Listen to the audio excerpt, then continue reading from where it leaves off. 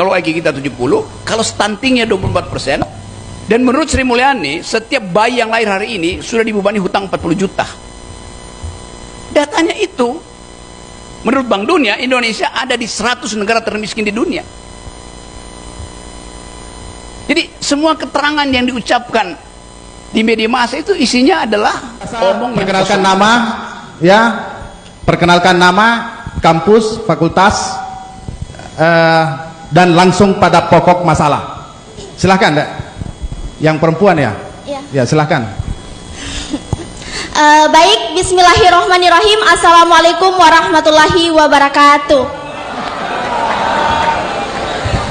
Perkenalkan, nama saya Nur Amelia Ramadhani dari Universitas Muhammadiyah Makassar, Fakultas Agama Islam, Bimbingan Konseling Pendidikan Islam.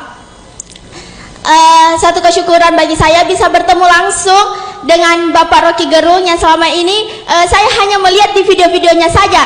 Jadi saya ini sangat fans dengan beliau.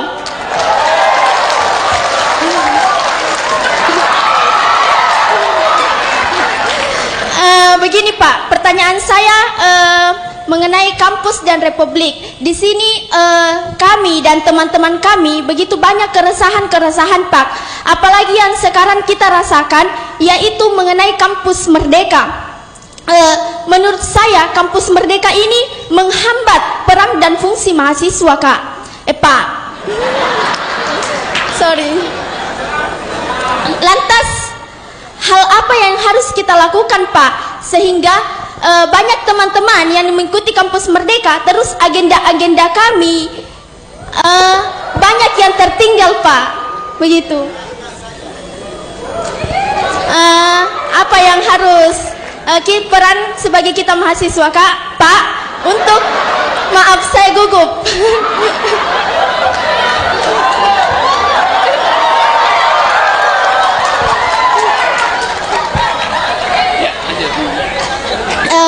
Lantas apa yang harus kita lakukan sebagai mahasiswa untuk menghadapi polemik-polemik mengenai kampus Merdeka? Oke, siapa nama kamu tadi? Nur Amelia Ramadhani Pak. Panggilan akrabnya? Amel. Amel, oke. Iya. Amel. Semester berapa Amel? Semester 4 Pak. Amel rencana DO semester berapa?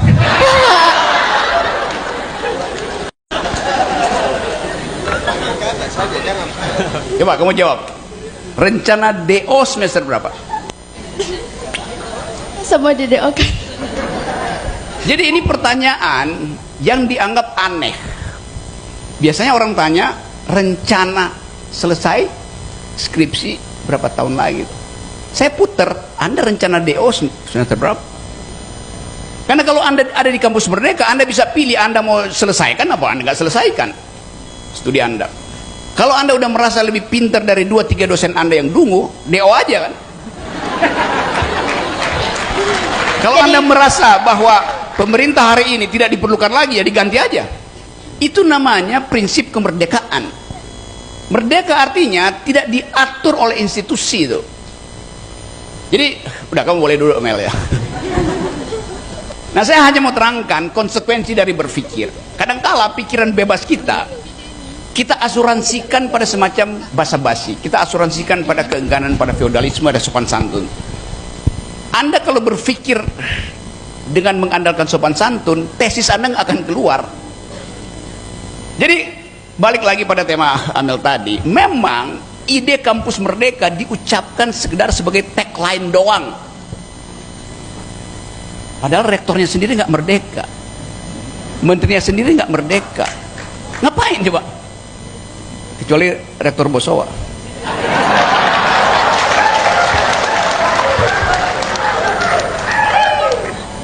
Rektor Bosowa mengambil risiko mengundang saya, bayangkan. Tapi dia tahu bahwa foundernya juga merdeka. Ambil risiko. Jadi sekali lagi, perubahan itu hanya terjadi kalau di otak kita konsepnya udah selesai. Konsepnya selesai. Tinggal satu etape untuk menghasilkan kuantitas. Hanya kuantitas yang bisa menghasilkan kualitas. Anda demo 2 orang ya diabaikan oleh Pak Polisi. Tapi kalau Anda demo 1000 orang tiap hari, polisi ikut demo bela Anda. Logika dari perjuangan begitu. Dan ingat bahwa kalau kita memperjuangkan sesuatu, kita tidak minta itu sebagai hadiah dari negara. Jadi kalau teman yang tadi, ya negara nggak mau dengar, memang negara nggak mau dengar. Kan itu kan momentumnya ada. 2 minggu lalu saya pidato di depan buruh, dan orang merasa Rocky Gerung turun gunung, padahal hobi saya naik gunung. Tapi ada momentum, dan kita ingin agar supaya momentum itu dirasakan oleh semua mereka yang merasa terhina di dalam sistem hari ini. Kita dihina kita. PLT, pejabat-pejabat diangkat 2,5 tahun. Artinya dia tidak bisa kita kendalikan selama 2,5 tahun. Korupsi akan terjadi karena dia nggak punya legitimasi dari rakyat. Itu kan menghina. Buat kampus itu insulting our intelligence, menghina akal sehat kita tuh. Begitu banyak kebijakan. Tadi saya kasih contoh IKN. Cuma Anda bayangkan, di Amerika ada seorang perempuan warga negara Indonesia disewa oleh NASA ngajar di Harvard, main-main dengan Elon Musk untuk merancang pemukiman di ruang angkasa. Perempuan Indonesia menjadi tokoh dunia karena dia merancang arsitek di ruang angkasa. Sementara presidennya gali-gali fondasi di Kalimantan. Jauh betul jarak intelektualnya. Bayangkan coba. Jadi kita mau lihat potensi anak muda kita itu tinggi sekali. Presiden bilang nanti 2045 ada bonus demografi buat milenial. Istilah yang keliru. Nggak ada istilah bonus demografi. Yang ada istilahnya adalah demographic dividend. Dividen demografi. Artinya mesti ada investasi dulu, baru ada bonus. Itu dasarnya. Sekarang kita bayangkan, bisa nggak milenial hari ini jadi bonus demografi bersaing dengan milenial Vietnam? Lo IQ kita 70, bersaing apa tuh? Datanya begitu. Kenapa begitu? Karena hak bayi untuk memperoleh nutrisi, memperoleh susu, berubah menjadi semen. Susu yang mesti tiba di rahim ibu-ibu jadi semen untuk bangun ibu kota. Bagaimana ada bonus demografi kalau otak kita tidak tumbuh? Karena stunting kita prevalensinya 24%. Artinya 1 dari 4 bayi yang lahir hari ini mengalami kekurangan gizi.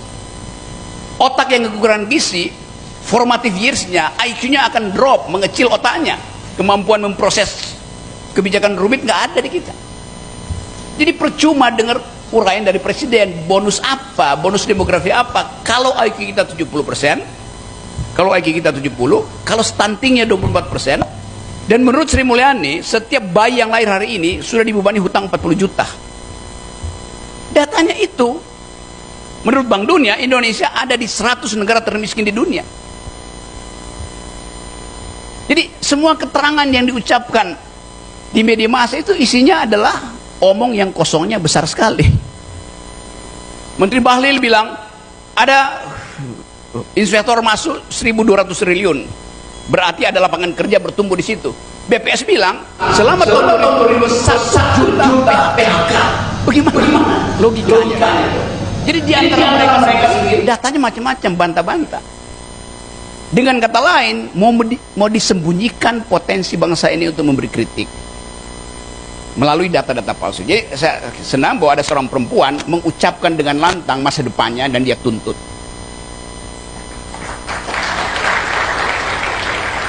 Nah, kita ingin agar supaya suara perempuan itu diucapkan, karena generasi datang dari rahim perempuan. Kalau rahimnya tidak dirawat oleh negara, maka generasi juga akan pupus sebagai harapan. Oke, terima kasih.